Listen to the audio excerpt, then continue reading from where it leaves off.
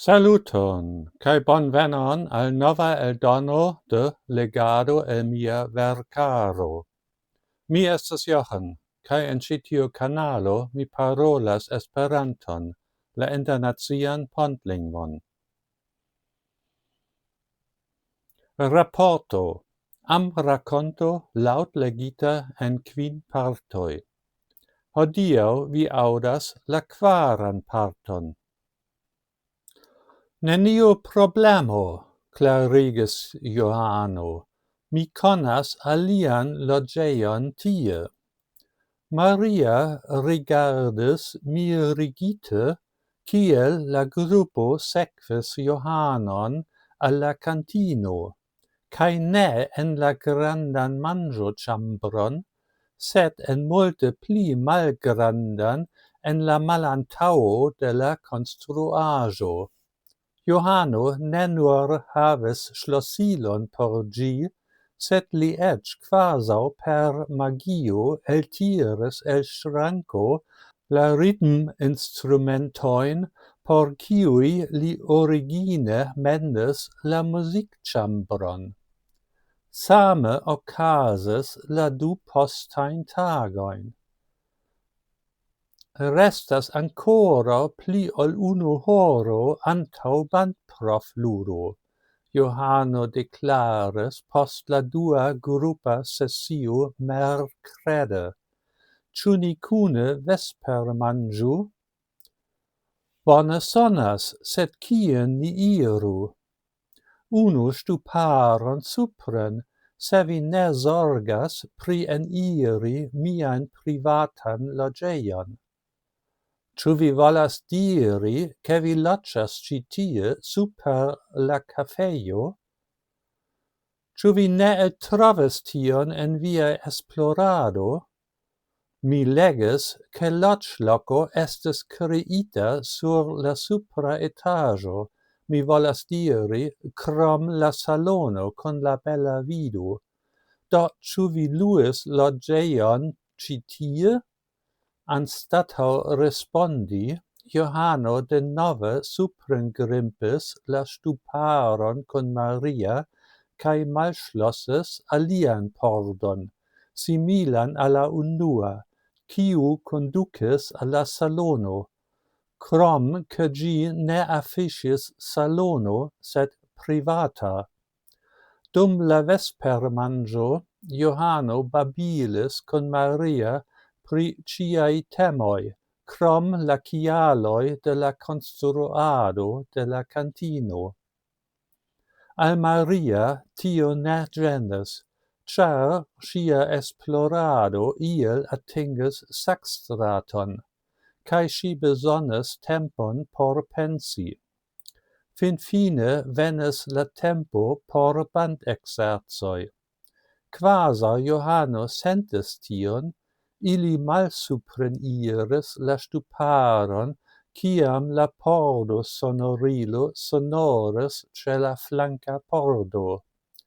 Johano enlasis la knabojn, kaj kune ili malsupreniris al la kelo. Mi ne kredas tion nun, pensis Maria.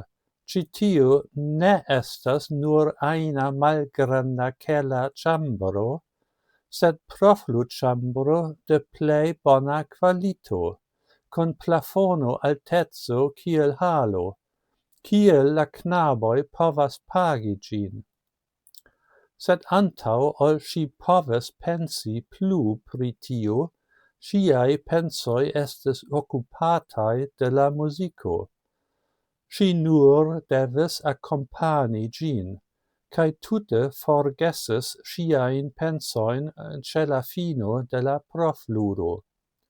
Poste Johano akompanis ŝin hejmen, ĉar tio estis kutimo, kiel li asertis.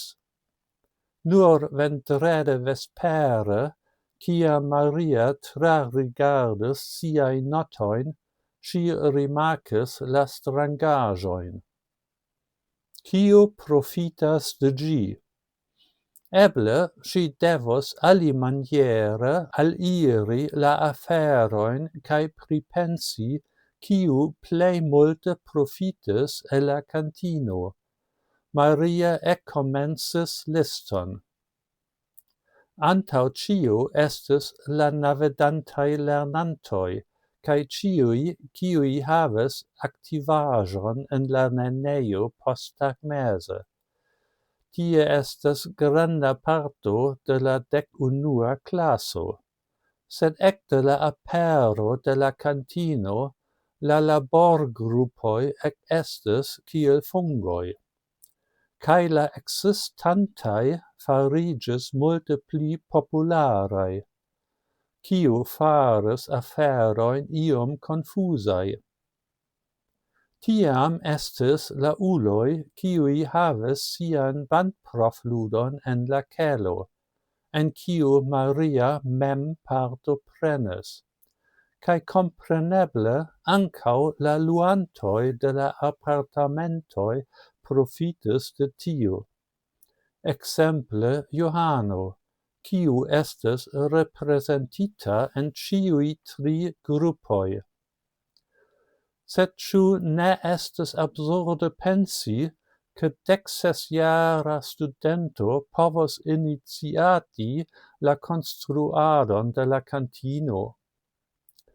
Al tiu aldonigis la extreme mallonga construperiodo, kiu eble sufficius por construaĵo farita tute el ligno aŭ metalo, sed ĉi tiu estis firme konstruita el ŝtono, kun brikaj eksteraj muroj kaj tegola tegmento.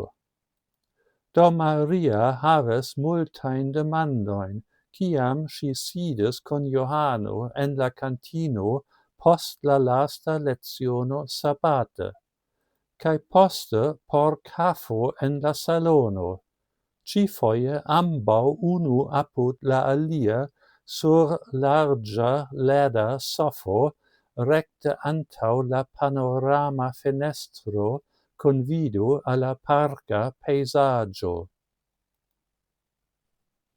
Bone, jen ĉio por hodiaŭ. Daŭrigo sekvas, eble venontan sabaton. Dankon pro via pacienco, kaj ĝis la revido. Kaj ne forgesu, abonu mian kanalon, por ke vi ne maltrafu mian venontajn filmetojn. Ĝis!